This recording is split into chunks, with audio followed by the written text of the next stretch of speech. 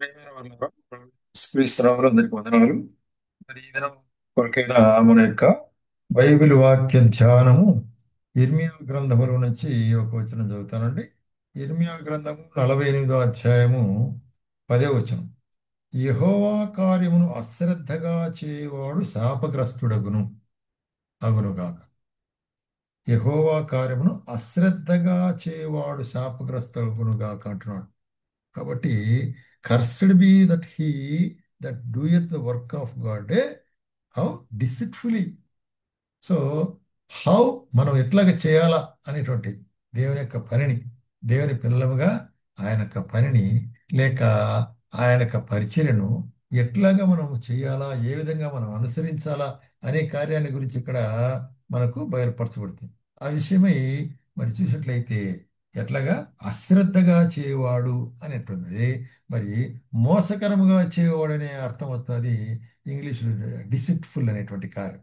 ఎటువంటి మోసము అంటే వారి యొక్క జీవితాల్లో మరి యెహెజ్కేలు చెప్తుంటే యెహెజ్కేలు రాస్తాడు 33వ అధ్యాయం 31వ వచనములో ఎటువంటి యొక్క రైట్, నా జనుడు రాదగని విధముగా వారు నీ యొద్దకు వచ్చి నా జనులైనట్టుగా నీ ఎదుట కూర్చుండి నీ మాటలు విందురు గాని వాటిని అనుసరించి ప్రవర్తించరు.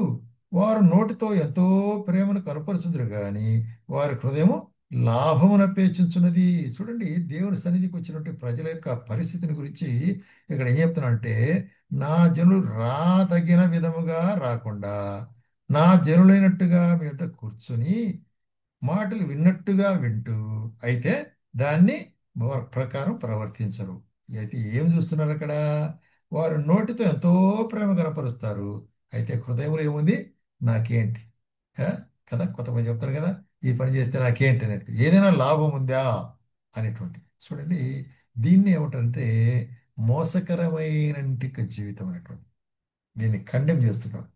అట్లాగే మరి మరి ఇటువంటి ఒక మోసకరమైనటువంటి కార్యాన్ని గురించి మరి కీర్తనకర్త ఏమంటాడంటే 36వ కీర్తనలో ఒక మాట, ఆ, భక్తిహీనుల హృదయములో అతిక్రమము దేవోక్తిని పలుకుచున్నది, వారి నోట మాటలు పాపమునకు కపటమునకు ఆస్పదములు. పాపము కపటము బుద్ధి కలిగి ప్రవర్తింపును మేలు చేయను వాడు మానివేసినాడు. వాడు మంచం మీదనే పాప యోచన యోచించు, వాడు కాని నడతలు నడుచున్నాడు. చెడుతనం వారికి సహ్యం కాదు. కాబట్టి అసహ్యం కాదు చెడుతనం. చెడుతనం అసహించుకోవాలంటే చెడుతనం వానికి అసహ్యం కాదంటాడు. ఎందుకు? చూసినట్లయితే మరి వారి యొక్క హృదయంలో దుర్మార్గత ఉంటుంది, మోసం ఉంటుంది. కాబట్టి మోసకరమైనటువంటి మరి జీవితం మనం చూస్తుంటున్నాం. అట్లాగే మరి వారి ఆలోచనలో కూడా మోసం ఉంటుంది అంటున్నాడు కదా. వారి ఆలోచనలు మోసం. అది సామెతల గ్రంథము 12వ అధ్యాయం 5వ వచనంలో ఏమంటున్నాడంటే, చూడండి, నీతివంతుల తలంపులు న్యాయయుక్తములు, భక్తిహీనులు చెప్పు ఆలోచనలు మోసకరములు. మోసకరమైన ఆలోచనలు, ద వెరీ థాట్స్ కదా, మోసకరమైనటువంటి యొక్క ఆలోచనలు, ఇటువంటి వాటిని ఖండించబడుకుంటున్నాడు దేవుడు, దాన్ని ఖండించబడుకుంటున్నాడు. అందుకొరకే కర్స్డ్ అంటున్నాడు. అంటే అటువంటి వాడు శాపగ్రస్తుడు అంటాడు. దేవుని యొక్క దృష్టిలో వాడు శిక్షకు పాత్రుడు. అటువంటి కార్యం చేసేవాడు శాపగ్రస్తుడు అంటే. అదే మరి సామెతల గ్రంథంలోనే 26వ అధ్యాయంలో మనం చూసినట్లయితే 24వ వచనంలో, పగవాడు పెదవులతో మాయలు చేసి అంతరంగములు కపటములు దాచుకొను. కాబట్టి పెదవులతో కదా మాట్లాడతాడు, అంతరంగంలో వేరే దాచుకుంటాడు. ఎంతమంది మన చుట్టూ ఇటువంటి వాళ్ళని చూస్తున్నాం కదా. నీ దగ్గర ఎంతో మంది బాగా మాట్లాడతారు, తీయగా మాట్లాడతారు, అయ్యో అట్లా నీవు ఇట్లా అట్లా అని. అయితే హృదయంలో దుర్మార్గమైన ఆలోచనలు కలిగి ఉంటాడు. అందుకొరకే 27వ అధ్యాయంలో ఏం చెప్తానంటే, మేలు కోరిన మేలు కోరి స్నేహితుడు గాయములు చేయను గాని పగవాడు లెక్కలేనని ముద్దులు పెట్టుకున్నట్ట. కాబట్టి పగవాడు లెక్కలేనని ముద్దులు పెట్టుకున్నావు అంటే అర్థం ఏంటి? ముద్దులు పెట్టుకుంటా అంటే నీవు నాకు ప్రియమైన వారి అని చెప్తూనే మరి ఏమవుతాడట? హృదయంలో దుష్టత్వాన్ని కదా. అదే కదా మరి ఇస్కరియోతు యూదా కూడా ప్రదర్శించినాడు. యేసుక్రీస్తు ప్రభును ప్రధాన యాజకులకు అప్పగించేటప్పుడు ఎక్కడ మనం చూస్తున్నాము, మత్తయి సువార్త 26:49 వచ్చేవాడు. ఆ ఆ, చూసినట్లయితే అక్కడికి వచ్చి మరి ప్రభు దగ్గరికి వచ్చి ఏం చెప్తున్నాడు ఇక్కడ చూడండి. 26వ అధ్యాయము 49వ వచనంలో ఏమంటాడంటే ఇక్కడ ఇప్పుడు బోధకుడా, చూడు, యేసు వద్దకు వచ్చి బోధకుడా నీకు శుభము అని చెప్పి ముద్దు పెట్టుకున్నాడు. అది ఒక ఐడెంటిఫికేషన్ అన్నమాట. కాబట్టి ఎంత మరి డిసిట్ఫుల్, మోసకరమైన ముద్దుగా అది ఉంటున్నది అనే కార్యాన్ని మనం చూస్తున్నాం. అట్లాగే మరి వారి యొక్క కిస్సెస్ అంటే ముద్దు కూడా మోసకరమైంది. అట్లాగే వారి ఇండ్లలో కూడా మోసకరమైనవిగా ఉంటున్నారు అంటాం. ఎట్లాగా?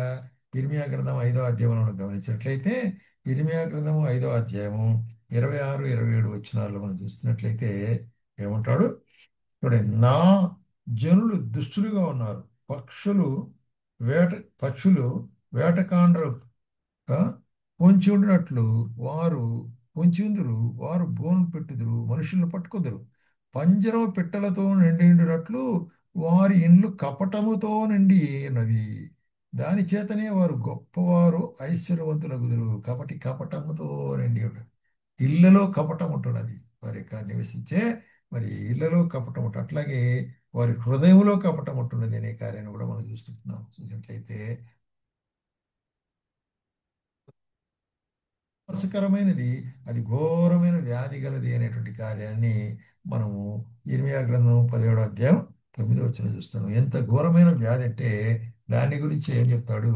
మార్కు సువార్త 7వ అధ్యాయము 21వ వచనం నుంచి మనం చూసినట్లయితే, మార్కు సువార్త 7వ అధ్యాయం 21వ వచనంలో లోపల నుండి అనగా మనుషుల హృదయంలో నుండి దురాలోచనలు, జారత్వము, దొంగతనములు, నరహత్యలు, విచారం, లోభములు, చెడుతనములు, కృత్రిమములు, కామవికారము, మత్సరము, దేవదూషణ అనేటువంటివి వచ్చును. అహంకారం, ఇవన్నీ కూడా మనిషిని అంతరంగంలో నుంచి మనిషిని మరి మరి పాపములకు లోనైతే చేస్తుంది, మనిషిని మోసకరమైన వారికి చేస్తుంది. కాబట్టి మోసకరమైనట్టుగా అందుకొరకు ఏమంటున్నాడంటే ఆ, ప్రభు కార్యములు అశ్రద్ధగా చేయవాడు శాపగ్రస్తుడు.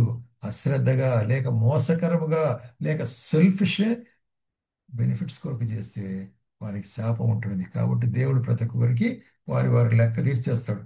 కాబట్టి అంతరంగులు పరిశోధించే దేవుడు మనం ఎట్లా ఆయన వెంబడిస్తున్నాం, ఎట్లా సేవిస్తున్నాం ఆయన బాగా తెలిసిన వాడు ఉంటున్నాడు. ఏదో సమయానికి ఏమి అనలేదులే కాబట్టి నా దేవుడు కళ్ళు మూసుకొని పోతున్నాడులే అనుకోవద్దు. అది ఆయన ఖచ్చితంగా లెక్క తీరుతాడు. కాబట్టి ప్రేమ సోదర సోదరి, మనం ఎట్లా ఉండాలా? ప్రభు కార్యంలో అశ్రద్ధగా చేయవారము కాక శ్రద్ధతోనూ భయభక్తులతోనూ చేసేవాళ్ళంగా మనం ఉండాలి. కాబట్టి మోసకరమైన విధంగా మనము ప్రభు కార్యాలు చేసినట్లయితే, స్వలాభం కొరకే మనము ప్రభువును వెంబడించినట్లయితే అది ప్రయోజనకరం కాదు. కాబట్టి మోసకరమైన జీవితం ఏదైనా ఉన్నట్లే, ఏ ఏరియాలో నీ యొక్క జీవితం ఉన్నట్లయితే తొలగించుకొని ఆయనకు సంపూర్ణంగా సమర్పించుకొని యథార్థముగా ఆయన పరిచయం చేయడానికి ప్రభు మనకు సహాయం చేయనుగా.